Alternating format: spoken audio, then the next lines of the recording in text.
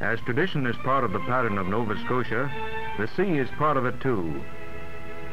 Nova Scotians have listened to the sea for generations.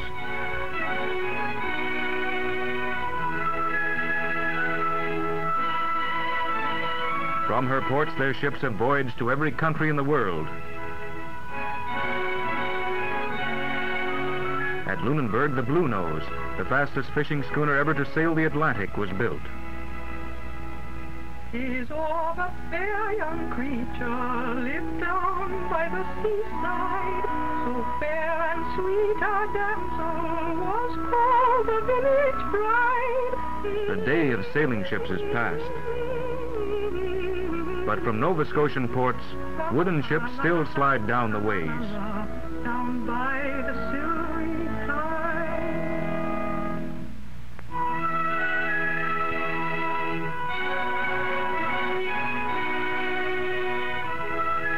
First, they are modeled in wood. Miniature ships perfect in line and balance, designed by the skilled fingers of these men who love the sea.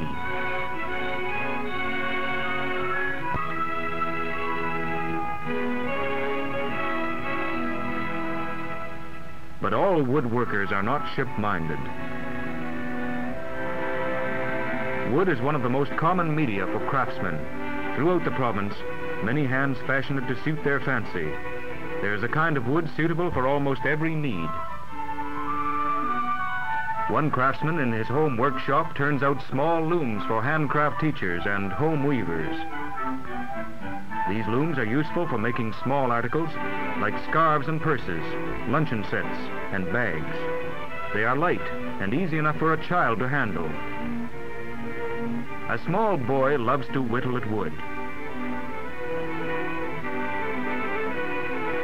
But it is more fun to learn how to really carve. In school, they learn first how to carve in soap. It is easier. Later, they carve from the wood itself.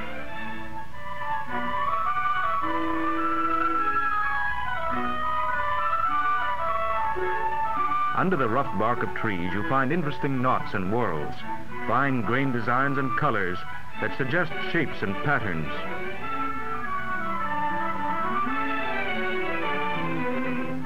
John Bradford uses the natural wood grains to bring out line and color in the small animals he sculpts.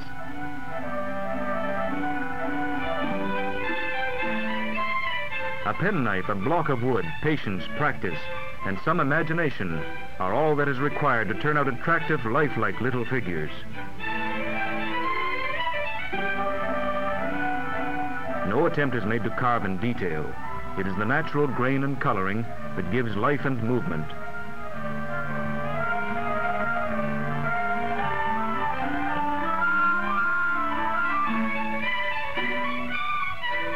His classes have formed themselves into the Atlantic Woodcarvers Guild. For them, wood responds to the sharp edge of the knife.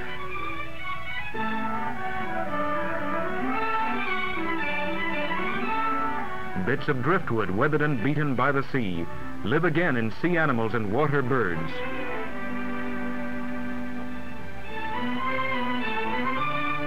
In the shops of metalworkers, again designs are reminiscent of the sea.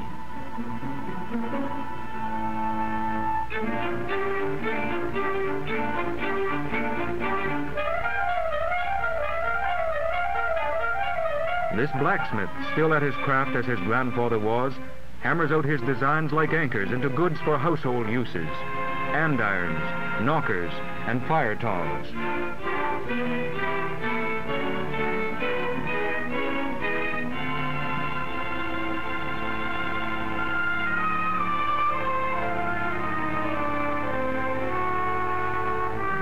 Household articles are made of clay, too. The craftsman finds his materials all about him. Here is a red clay just right for pottery. The children from the Shubenacadie Indian School dig it out of the roadside. Commercially, this clay is used for making bricks, tiles, and pipes.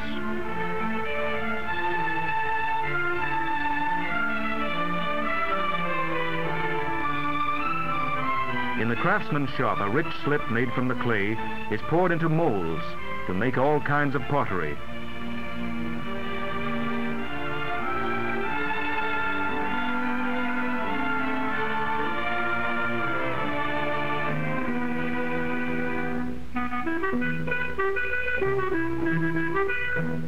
lump of the clay wedged to take out air bubbles may be shaped on the potter's wheel.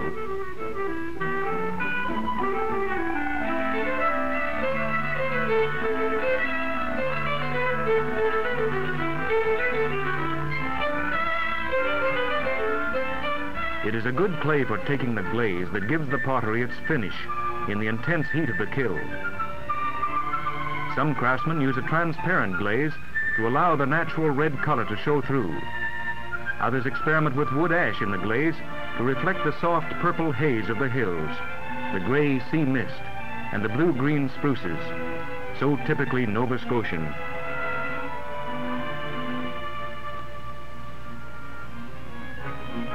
So in all these skills, the craftsmen of Nova Scotia express themselves.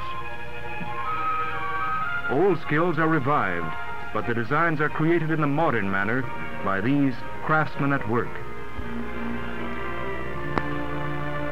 Farewell to Nova Scotia, that rock-bound shore. Though your mountains dark and dreary be, and when I am far away